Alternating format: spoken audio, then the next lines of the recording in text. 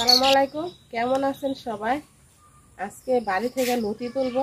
আমার বাড়িতে 2-3টা কচু গাছ আছে। মাশাআল্লাহ এত সুন্দর লতি হয়েছে। তো এর আগেও আমার চ্যানেলে 2টা লতির ভিডিও গেছে। আলহামদুলিল্লাহ আপনারা এত পছন্দ করছেন। তো দেখি আজকে বাড়ি থেকে লতি তুলবো। আর আমাদের এদিকে তো লতি কিনা খাওয়া লাগে না, কেউ কিনা খায় না।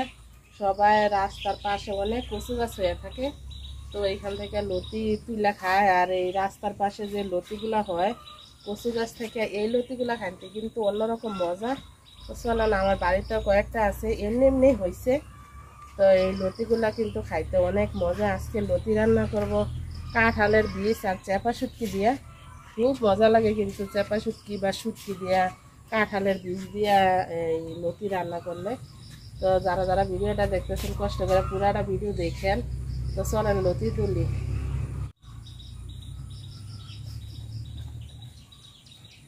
কচু গাছ আরও ছিল এদিক দিয়ে, তো কাইটা ফেলাইছি। আর এই যে 2-3টা আছে এদিক দিয়ে, এগুলাতে আরও লতি ছাড়তো। তো ওই যে পেঁপে গাছের গোড়ায় যে মাটি দিচ্ছে, মাটি দেওয়াতে লতি আসলে ছাড়ে না এত বেশি। তো দেখেন মাশাআল্লাহ 2-3টা গাছে কি পরিমাণ লতি ছাড়ছে। লতি আসলে বেশি লাগে না, গাছ 2-3টা হইলেই হয়। ফুলও আসা পড়ছে দেখা যায়। দেখেন মাশাআল্লাহ কত বড় বড় লতি। কয়েকটা লতি হলে রান্না হয়ে যাবে। দেখেন সুন্দর আছে লতিগুলো।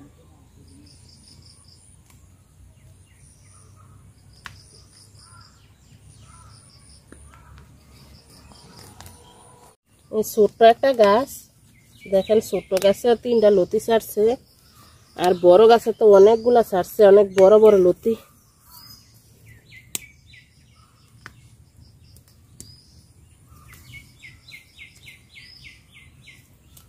এগুলা না তুললে আবার কচু গাছ হয়ে যায়।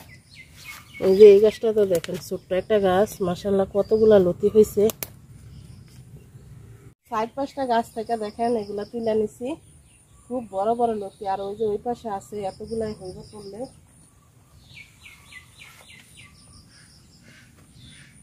এই গাছগুলারে এই যে কাইটা ফেলাইছে দেখেন, তাও লতি আছে। এই যে এই পাশেও আছে, বড় একটা লতি আছে, অনেক লতি আছে। দেখেন একটা গাছে কতগুলা লতি। কচু গাছে মাটি দিতে নাই, মাটি দিলে লতি জায়গা মাটির নিচে।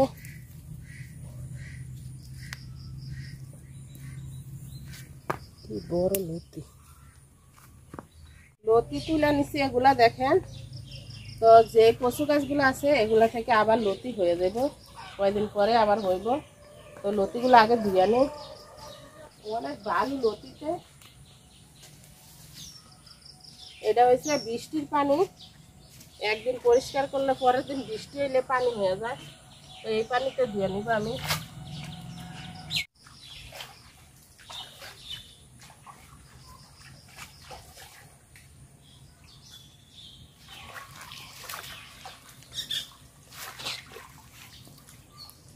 লতিগুলা খুব সুন্দর করে ধুয়ে নিছি, দেখেন কত সুন্দর হয়েছে।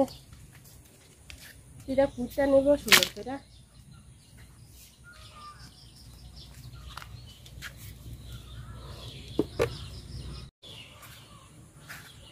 লতিগুলা খুব সুন্দর করে কাইটা নিব। আর এই লতি কিন্তু গলায় মানে চুলকায় না। আমি কচু এমনিতে খাইতে পারি, আমার গলায় চুলকায় না। অত যারা ঝগড়া করে তাদের গলা চুলকায়। আমি যেই কোনো কচু খাইলে আমার লেবু লাগে না বা টকও লাগে না, ছোটবেলা থেকে এরকম। আমি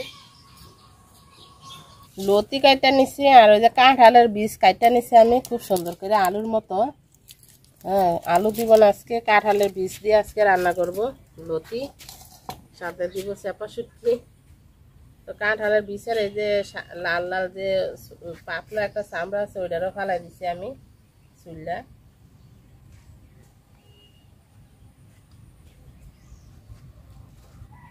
লতি আর কাঁঠালের বীজ কাটাকাটি শেষ, এখন ধুইয়া আনবো। লতি আর কাঁঠালের বীজ আমি একসাথে দিয়ে দিব, সিদ্ধ হয়ে যাবে। কাঁঠালের বীজটা খুব চিকন চিকন করে কাটতে নিছি আমি।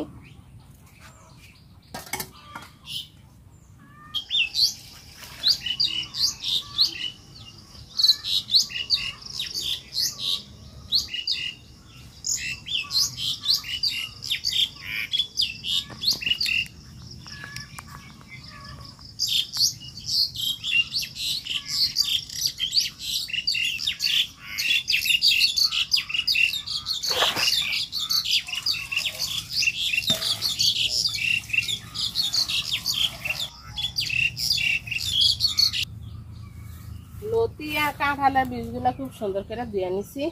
তো কাঁচামরিচ পারবো, এটা তো আছে কাঁচামরিচ, এই মরিচটি খুব জাল পাইকে গেছে গা।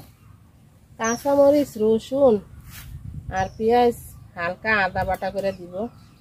তো দেখি এখান থেকে কটা বাইরে নিজে লাল হয়ে গেছে, দেখুন মরিচ। এই মরিচটা ভালো, চামড়া পাতলা এটা। এই মরিচগুলা অনেক জাল, এগুলা বেশি দেওয়া যাবে না। ওই যে লাল হয়ে আছে। আলহামদুলিল্লাহ, আসলে একটা দুইটা মরিচ গাছ থাকলে যথেষ্ট, বেশি লাগে না। এই মরিচ গাছটা মাশাআল্লাহ এত পরিমাণ মরিচ ধরছে আমার, একদম যে আয়েতে পায়রা নিয়ে যায় সামনে আছে। তারপরে এমনি তো খায় পায়রা, আমিও পারি। আল্লাহ বরকত দিতেছে এই গাছটাতে। তো সামনে আরো বেশি করে লাগাবো এই মরিচ।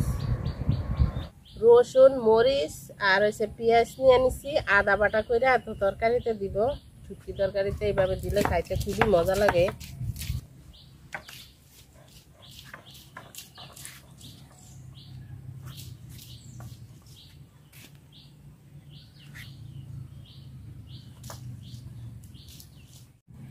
তেল দিয়ে দিলাম,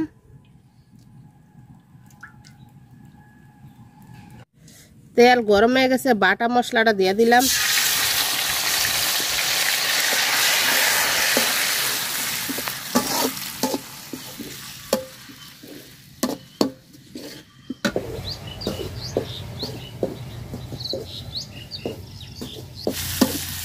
মশলাটা খুব সুন্দর করে তেলের সাথে ভাজা নিছি। তো অল্প একটু পানি দিয়ে দিলাম, লবণ দিয়ে দিলাম, আর দিয়ে দিব হলুদ গুঁড়া। আর এই যে একটা চেপা শুটকি, নোনা ইলিশের চেপা শুটকি, এটা দিয়ে দিলাম।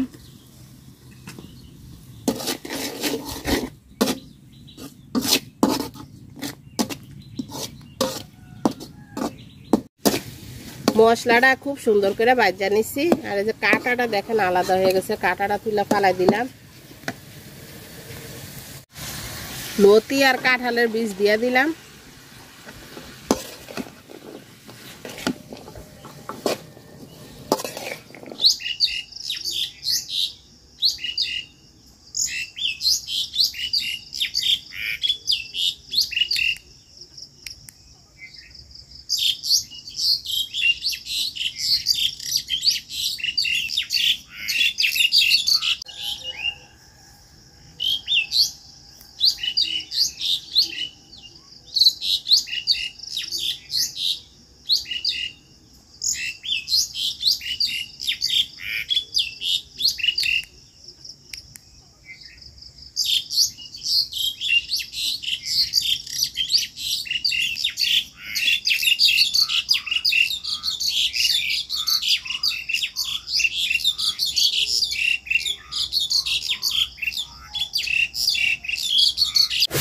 লতি আর কাঁঠালের বীজ খুব সুন্দর করে আমি কষাই নিছি।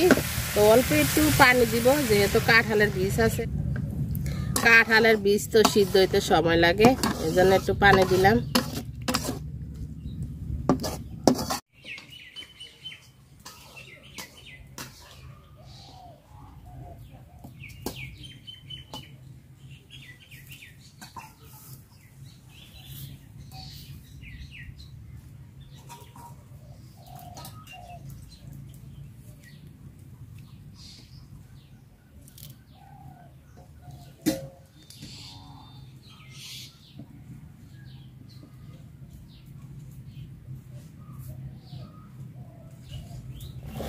লতি তরকারি হয়ে গেছে, কাঁঠালের বীজও খুব সুন্দর সিদ্ধ হয়ে গেছে। দেখেন মনে হয় লতির আগে কাঁঠালের বীজ সিদ্ধ হয়ে গেছে।